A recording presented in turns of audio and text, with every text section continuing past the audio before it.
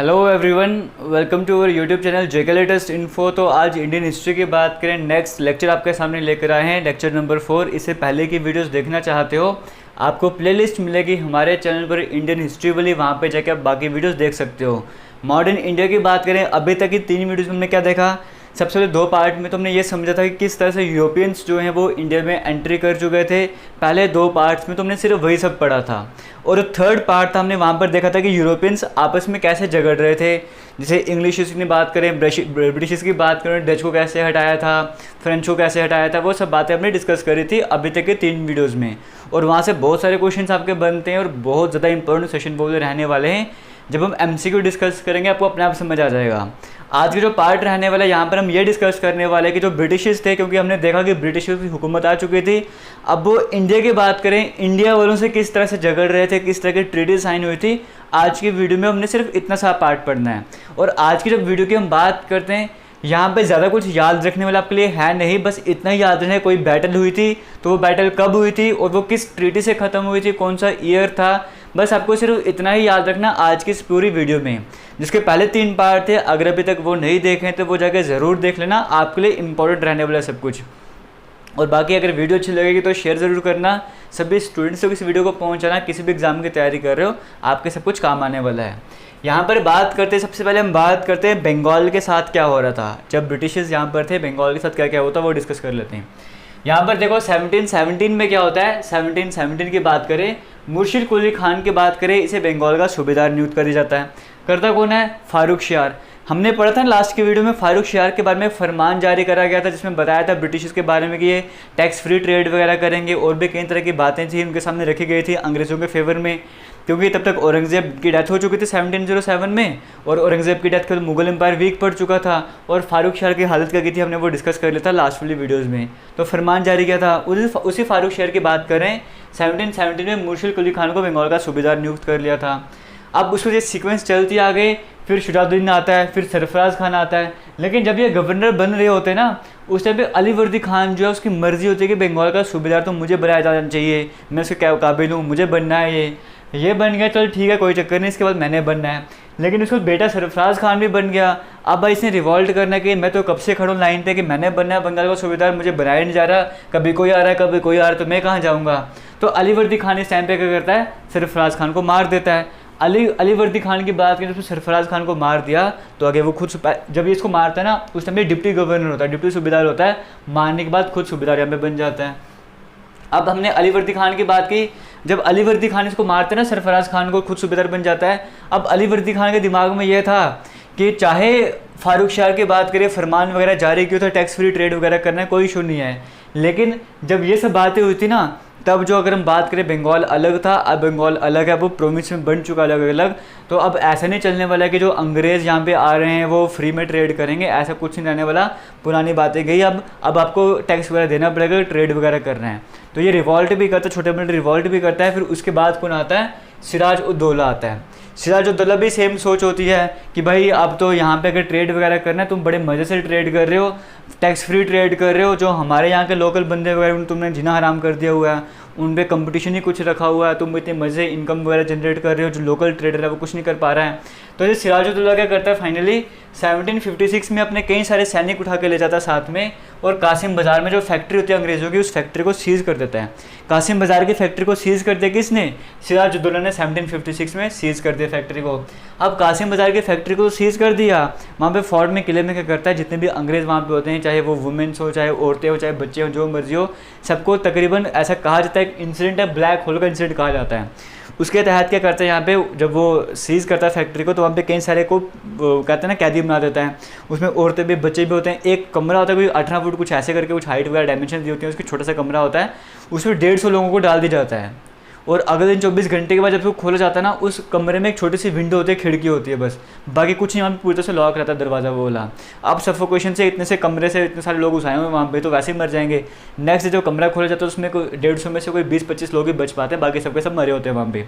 अब अंग्रेज़ों को तो गुस्सा आएगा ही आएगा कि एक तो भाई हमने यहाँ पे इनकी हालत ख़राब कर दी थी, पहले हमने फरमान जारी करवाए थे अपने फेवर में, अब ये बंदा कौन आ गया जो हमारी फैक्ट्री को सीज़ कर गया है। अब सिराज उद दौला ने ना पहले फ्रेंच वालों को और अंग्रेज़ों को बुलाया भी होता अपने वहाँ पे दरबार में कि यहाँ पे आओ मेरे साथ बातचीत करो, और उनको बोलते हैं कि अपनी फैक्ट्री पर यहाँ पे बंद कर दो, किलेबंदी यहाँ पे बंद कर दो, तुम्हें किले नहीं बनाने दूंगा यहाँ पे, ये सब काम बंद कर दो।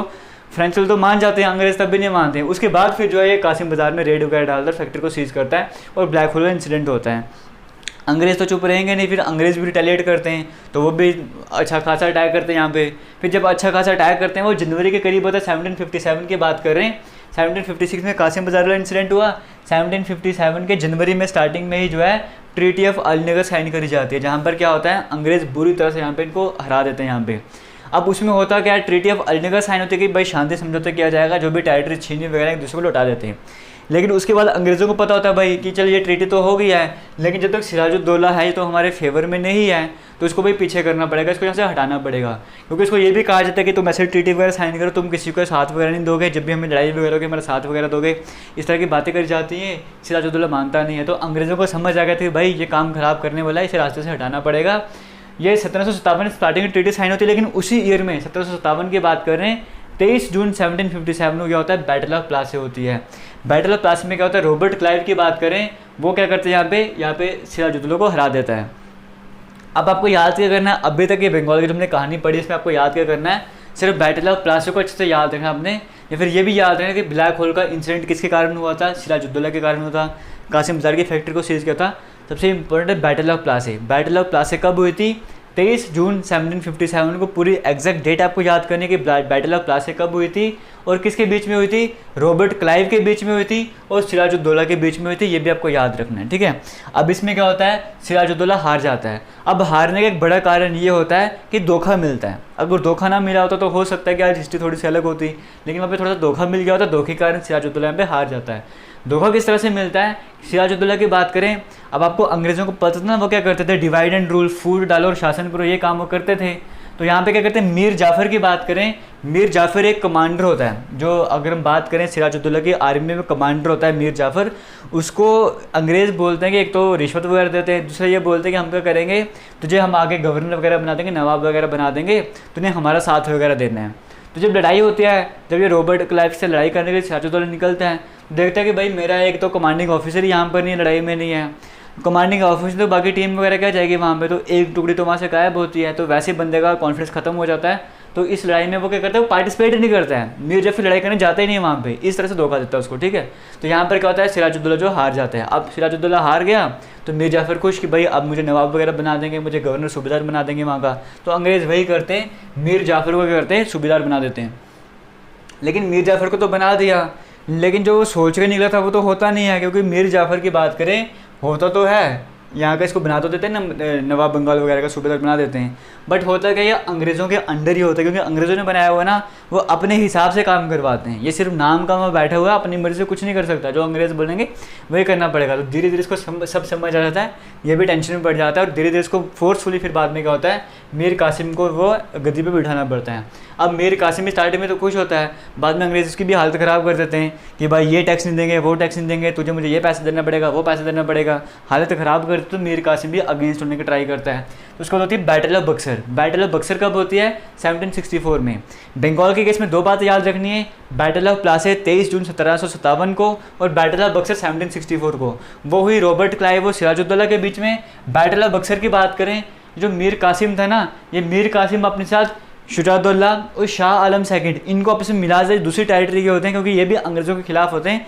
इन सभी को मिला देता है और मिलके यहाँ पे ये अंग्रेज़ों के खिलाफ लड़ाई करते हैं। तो अंग्रेज़ों की तरफ से कौन होता है, हेक्टर मुनरो, लेकिन मिलके भी उसको हरा नहीं पाते, तो हेक्टर मुनरो यहाँ पे भी जीत जाता है, यहाँ पे भी अंग्रेज़ जीत जाते हैं।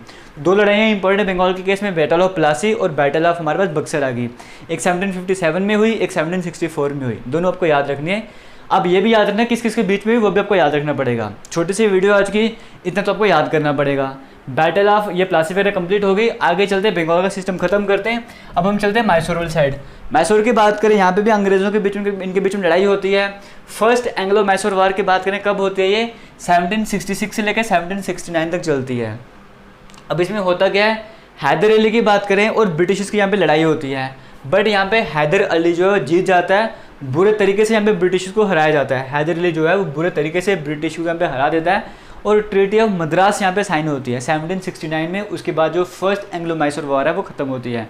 अब इनमें आपको क्या याद रखना है कि कौन सी लड़ाई कब हुई और कौन सी ट्रीटी से खत्म हुई, बस आपको इतना याद रखना है। वो ट्रीटी कब साइन हुई थी, फर्स्ट एंग्लो मैसूर वार कब खत्म होती है, 1769 में खत्म होती है। क्यों? क्योंकि 1769 में ट्रीटी ऑफ मद्रास साइन होती है। इसके अकॉर्डिंग क्या होता है कि जो भी एक दूसरे की टेरिटरी पे कब्जा किया हो एक दूसरे को दोबारा से लौटा दो। इस तरह से अंग्रेज बोलते हैं भाई बस कर कितना हराएगा, इतनी हालत बुरी करता है हैदर अली इनकी। उसके बाद क्या होता है, सेकेंड एंग्लो मैसूर वॉर की बात करें वो कब स्टार्ट होती है, 1780 से लेकर 1784 तक चलती है। फर्स्ट 66 से 69, दूसरी की बात करें 80 से लेकर 84 तक। यहाँ पे हैदर अली जो है वो हार जाता है। इसमें क्या होता है, हैदर अली हार जाता है। ये आयरकोट की बात करें पहले भी पढ़ा, इसका नाम पहले भी सुना हुआ है। हैदर अली से हार जाता है और उसको जाता है टिप्पू सुल्तान, बेटा जो होता है। टिप्पू सुल्तान क्या करता है, थोड़े टाइम पे आता है वो और थोड़े टाइम पे लड़ाई को कंट्रोल करने का ट्राई करता है और 1784 में जो है वो लड़ाई को पूरी तरह से खत्म कर दिया जाता है। कैसे खत्म कर दिया जाता है, ट्रीटी ऑफ मैंगलोर यहाँ पे साइन करी जाती है, उसके बाद यहाँ पे ये लड़ाई भी खत्म हो जाती है। तो पहले जो एंग्लो मैसूर वार है वो किसे खत्म होती है, ट्रीटी ऑफ मद्रास से। दूसरी एंग्लो मैसूर वार किसे खत्म होती है, ट्रीटी ऑफ मैंगलोर से। साइन कब होती है, 1784 में। थर्ड जब एंग्लो मैसूर वार स्टार्ट होती है, टिप्पू सुल्तान की बात उस टाइम वही शासन में आ गए 1790 से लेकर 1792 तक। यहाँ पर क्या होता है, ट्रीटी ऑफ सेरिंगपट्टनम साइन होती है। अब इसमें क्या होता है, स्टार्टिंग में तो टिप्पू सुल्तान जो है अंग्रेज़ों को हरा देता है, लेकिन आने वाले टाइम पे अंग्रेज़ फिर से अटैक करते हैं और यहाँ पे टिप्पू सुल्तान को हरा देते हैं। यहाँ पे ट्रीटी ऑफ सेरिंगपट्टनम यहाँ पे साइन होती है, 1792 में यहाँ पे साइन होती है। पहले किसे खत्म हुई लड़ाई जो थी, ट्रीटी ऑफ मद्रास से 1769 में, दूसरी ट्रीटी ऑफ मैंगलोर की 1784 से, तीसरी लड़ाई किसे खत्म होती है, ट्रीटी ऑफ सेरिंगपट्टनम से 1792 में। और फोर्थ की बात करें, फोर्थ एंग्लो मैसूर वार भी होती है, वो 1799 में होती है, जिसमें लॉर्ड वेल्लेस्ली अटैक करता है, टिप्पू सुल्तान की यहाँ पे डेथ हो जाती है। तो ये रहा पहले बंगाल में क्या सिस्टम हुआ था, मैसूर में क्या सिस्टम हुआ था, हमने वो भी पढ़ लिया। बंगाल में अपने क्या याद रखा, बैटल ऑफ प्लासी कब हुई, बैटल ऑफ बक्सर कब हुई, किस किस के बीच में हुई। यहाँ पे अपने याद रखा चारों जो एंग्लो मैसूर वॉर थी वो कब कब हुई और कौन सी ट्रीटी से खत्म हुई, बस आपको इतना याद रखना था। आगे चलते हैं, पंजाब की तरफ बढ़ते हैं। अब पंजाब में क्या है, दो इंपॉर्टेंट वार होंगी। पहले की फर्स्ट एंग्लो सिख वॉर की बात करें वो 1845 से लेकर 1846 तक होती है। ये किससे ख़त्म होती है, लाहौर की ट्रीटी से ख़त्म होती है लड़ाई 1846 में। यहाँ पे अंग्रेज़ों को क्या होता है, अंग्रेज़ बुरी तरह से सिखों को यहाँ पे हरा देते हैं, यहाँ पे सिख एम्पायर की बुरी तरह से हार होती है। और 1846 में ट्रीटी ऑफ लाहौर साइन होती है, जिसके बाद आपको पता है ना, अपने जम्मू कश्मीर की हिस्ट्री पढ़ी है, जम्मू कश्मीर को बेचा जाता है, महाराजा हरि सिंह खरीदा 75 लाख रुपीज़ में, वो इस ट्रीटी के अंदर ही तो होता है ना, इसी टाइम पीरियड पे होता है। वो क्यों, ऐसा क्यों होता है, क्योंकि जब ये हारते हैं अंग्रेज़ों से, जो पंजाब प्रोविंस की बात करें ये हारते हैं यहाँ पे, तो उन पर कहा जाता है कि कई तरह की ट्रीटी यहाँ पे साइन करी जाती है, ट्रीटी ऑफ लाहौर। इसमें कई तरह की कंडीशंस होती हैं कि ये भी होता है वो 3 करोड़ के कुछ रुपए तक हमें लौटाने यहाँ पे, और इनके पास जितना होता है वो लौटा देते हैं, बट उसके बावजूद भी पूरा पैसा कर नहीं पाते। तो इसी के चक्कर में क्या होता है, यहाँ पे जम्मू कश्मीर बेचना पड़ता है पैसा पूरा करने के लिए महाराजा हरि सिंह को। ये आपको समझ आ गया, फर्स्ट एंग्लो सिख वॉर की आपको कंडीशन समझ आ गई होगी। फिर हम बात करते हैं सेकेंड एंग्लो सिख वॉर, ये कब होती है, 1848 में स्टार्ट होती है और 1849 में ख़त्म होती है। पे डलहौजी की बात करें वो पंजाब पे पूरी तरह से कब्जा कर लेते हैं। तो ये पंजाब में क्या सीन चल रहा था ये भी आपको समझ आ गया। बंगाल में क्या था वो आपने याद कर लिया, मैसूर में क्या था वो याद कर लिया, पंजाब में क्या था वो याद कर लिया। आगे बात करते हैं एंग्लो मराठा वार के, मराठों से क्या हुआ था फर्स्ट। अब इनकी पूरी हिस्ट्री हम नहीं पढ़ रहे हैं क्योंकि इतना ज़्यादा इंपॉर्टेंट, आपके यूपीएससी के पेपर होते हैं ना, ये सब कुछ डेप्थ में पढ़ना पड़ता है। अभी फिलहाल यहाँ पे जेकेपी की तैयारी करो, एसएसबी फाइनेंस वगैरह की तैयारी करो, सब इंस्पेक्टर की तैयारी करो, या एसएससी के एग्ज़ाम की तैयारी करो, रेलवे के एग्ज़ाम की तैयारी करो, बहुत ज़्यादा इनफ आपके लिए ये वाला। और बाकी जब हम क्वेश्चंस करेंगे उसमें कुछ और भी एडिशन वगैरह करेंगे। एंग्लो मराठा वार की बात करेंगे, फर्स्ट एंग्लो मराठा वार की बात करें ये कब होती है, 1775 से लेकर 1782 तक बनती है। यहाँ पर होता क्या है, रघुनाथ राव प्लस अंग्रेज़ यहाँ पे मिल जाते हैं, मराठा से लड़ाई करते हैं।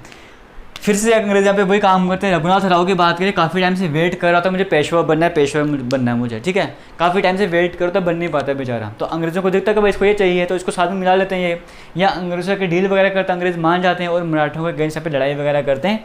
जब हम फर्स्ट एंग्लो मराठा वार की बात करते हैं तो यहाँ पे जैसे ट्रीटी हम बात करते हैं ना, कन्वेंशन ऑफ वडगांव यहाँ पे साइन होता है, 1779 में साइन होता है, जहाँ पे हम बात करें मराठा यहाँ पे जीत जाते हैं और इनको बुरी तरह से यहाँ पे हरा दिया जाता है। लेकिन आपको पता है अंग्रेज़ पहली बार चाहे हारते हैं लेकिन रिटेलिएट वापस दोबारा से करते हैं। उसके बाद से तो कुछ देर बाद दोबारा से लड़ने के लिए आते हैं, ट्रीटी ऑफ सालबाई साइन होती है 1782 में, यहाँ पे अंग्रेज़ यहाँ पे जीत जाते हैं। फिर सेकंड एंग्लो मराठा वार की बात करें 1803 से लेकर 6 तक चलती है। यहाँ पे क्या होता है, सब्सिडरी अलायंस ट्रीटी ऑफ बेसन यहाँ पे साइन होती है 1802 में। अब यहाँ पर ये क्या करते हैं, ये ना इनको बुरी तरह से हराते हैं अंग्रेज़। यहाँ पे क्या करते हैं, इनको छोटे छोटे ग्रुप में बना के ना उनसे अलायंस वगैरह जो मतलब ब्रेक वगैरह करके उनसे अलग अलग तरह की ट्रीटी वगैरह साइन करते हैं और उनको बुरी तरह से पिछाड़ देते हैं यहाँ पे। थर्ड एंग्लो मराठा वार की बात करें 1817 से लेकर 1818 तक होती है। यहाँ पे लॉर्ड हेस्टिंग्स और पिंडारियों के बीच लड़ाई होती है। लॉर्ड हेस्टिंग्स क्या करता है, पिंडारियों को बुरी तरह से हराता है। यहाँ पे होता है कि पिंडारी वगैरह जो है ना ये रिवॉल्ट करना स्टार्ट करते हैं, अंग्रेज़ों का सामान लूटना स्टार्ट कर देते हैं और अंग्रेज़ों को चाहिए नहीं होता है। और लॉर्ड हेस्टिंग्स की बात करें, रिवॉल्ट करते हैं, इनके खिलाफ लड़ाई वगैरह करते हैं, जहाँ पे मराठा इसके अगेंस्ट आ जाते हैं, लेकिन मराठा यहाँ पे हार जाते हैं। तो यहाँ पे तीनों जो मराठा वाली वार थी वो भी आपको समझ यहाँ पर आ गया होगा, बेसिक आइडिया यहाँ पे आपको समझ आ गया होगा। अगर इनकी पहले वाली हिस्ट्री पढ़ना स्टार्ट कर देंगे ना, वो बहुत ज़्यादा मज़ा आने वाला है। जहाँ पे आप सभी पेशवास के बारे में पढ़ेंगे, यहाँ पे सिख एम्पायर के बारे में पढ़ेंगे, इनके बारे में पढ़ेंगे, बड़ा मज़ा आने वाला है। बट अभी हम सिलेबस के अकॉर्डिंग चल रहे हैं यहाँ पे थोड़ा सा, वो हम बाद में कभी डिस्कशन करेंगे। अभी हमें पहले सिलेबस कंप्लीट करना है, अगर कभी टाइम मिलेगा हम वो सब बातें भी डिस्कस करते रहेंगे। बाकी आज की वीडियो में इतना ही था, इनफ था। आने वाली वीडियोज़ आपके लिए बहुत ज़्यादा इंपॉर्टेंट रहने वाली हैं और इससे पहले जो 3 वीडियो थी वो भी आपके लिए मोस्ट इंपॉर्टेंट रही हैं। अगर नहीं देखें तो जाके ज़रूर देखना, और हमारा यूट्यूब चैनल अभी तक शेयर नहीं किया है, शेयर ज़रूर करना, वीडियोज़ को शेयर करना, कमेंट करना, किसी भी तरह की डिफिकल्टी आ रही है वो बताना, और चैनल को सब्सक्राइब जरूर करना। पॉजिटिव वाइब्स भी हमारा यूट्यूब चैनल है, डिस्क्रिप्शन बॉक्स में लिंक मिल जाएगा, जाके विजिट ज़रूर करना और सब्सक्राइब कर लेना। थैंक यू, जय हिंद।